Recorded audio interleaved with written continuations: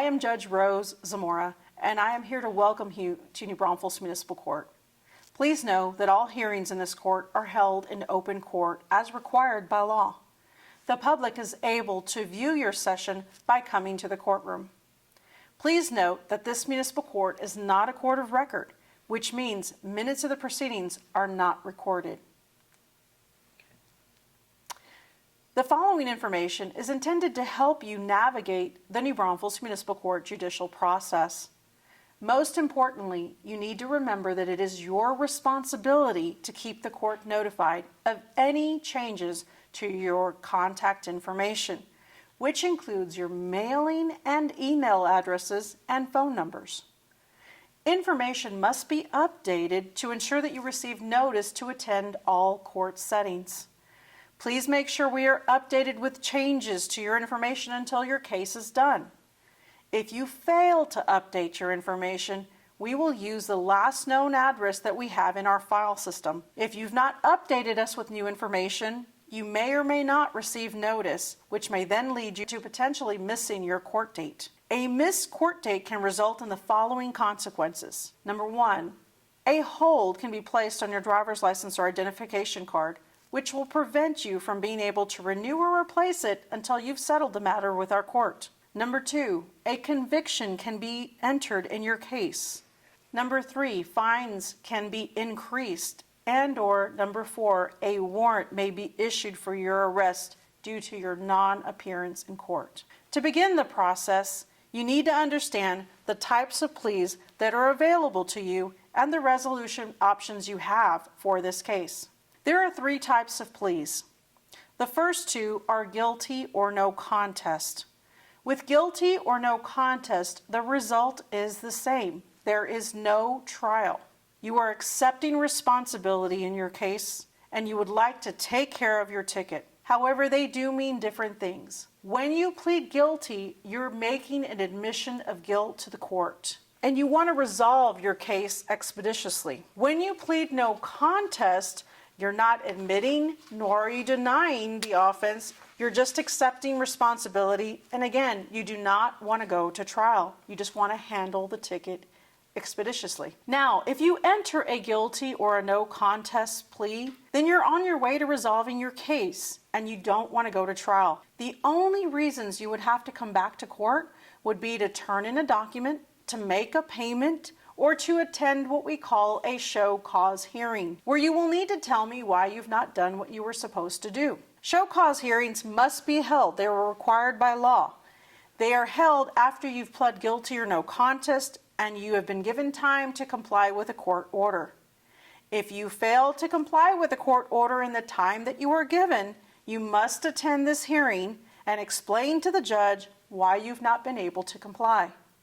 The judge may grant an extension of time to comply if the law allows it. The judge may place you on a payment plan. The judge can also consider community service as a way to pay for the citation. Or a warrant can be issued for your arrest because you didn't show up to that hearing or you just refused to pay the fine and costs. By pleading guilty or no contest in your case, you do have some options. The very first option that you have is called a conviction. Traffic convictions will remain on your driving record. They do not come off. Now, a penal code violation like a public intoxication, assault, or a theft, they will never come off your record if you're an adult. If you're a juvenile and it only happens in certain cases, you might be eligible to expunge your records, which means to erase or remove your record like it never ever happened. Now, if you don't have the entire fee to pay today with a conviction, you can do a payment plan application. That payment application will determine what types of payments we can give you.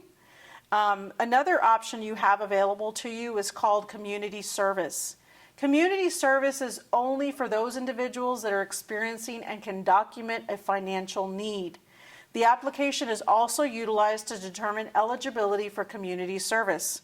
Community service can be done at a nonprofit or governmental entity located in your community, or if you live here, it can be done at one of our nonprofits. Now, we also have some other types of community service that can involve some online options. If you're interested in finding out about one of those, please contact the staff. The second option that you have available to you is deferred disposition. If you're successful with deferred disposition, there's another name for it. It's called probation. Your case can be dismissed. However, the judge or prosecutor does not have to grant you probation or deferred disposition. In fact, no one has a right to deferred. Deferred is probation. It is not supervised unless you're a juvenile. If you're granted deferred, you will pay an increased fee. You will have to complete all the conditions of your probation. You must not get any new violations during your probation period.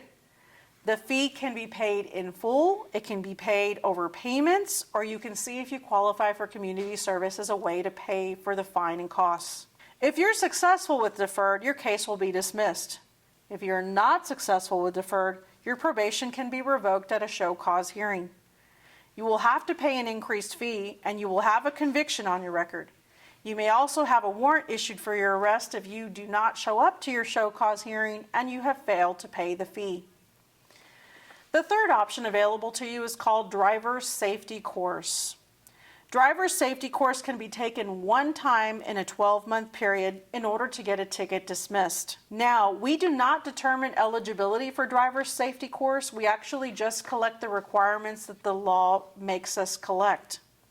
In fact, you would have to run your own certified driver's record, which we are required to collect from you, to determine whether or not you are eligible for driver's safety course through the state.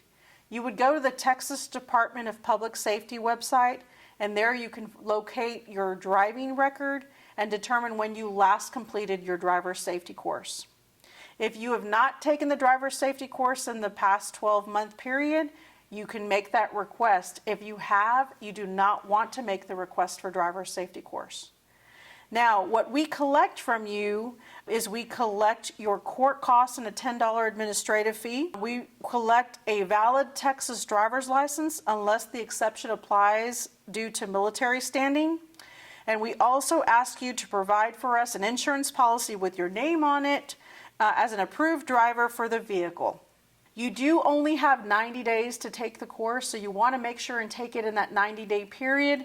If you take it even one day later, it will not be accepted. So make sure that you take it within the 90-day period. After you've successfully completed the course, you will need to turn into us a original signed driver's safety course certificate with our court listed as the agency that is requesting a copy.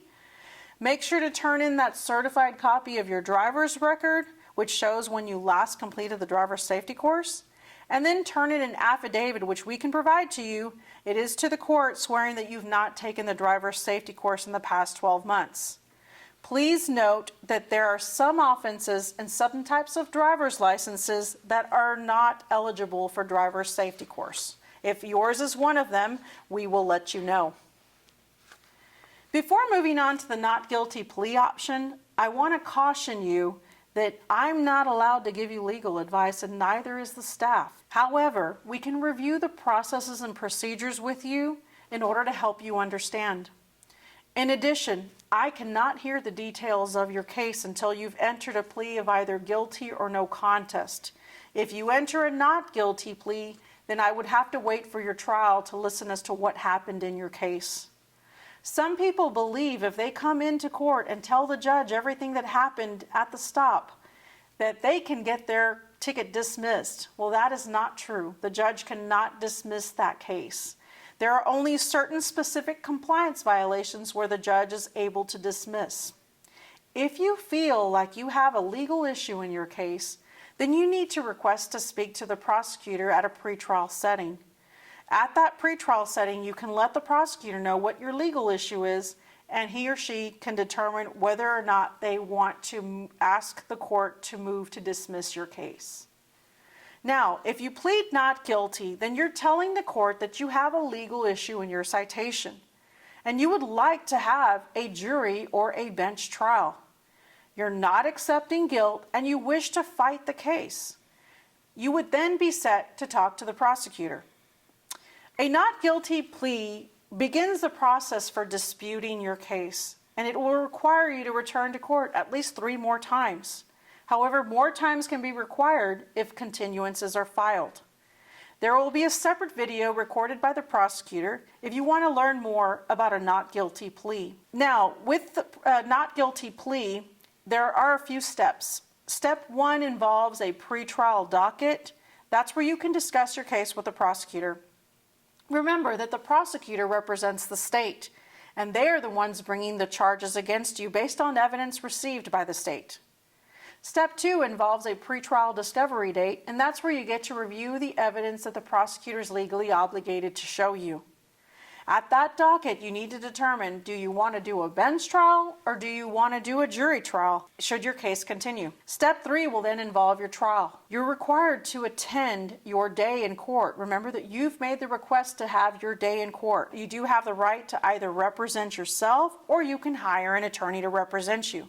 The court does not appoint attorneys for you at this level of court, unless the judge finds there's an interest of justice to do so. Please remember that trials are not free. They do cost money. It is your day to be heard.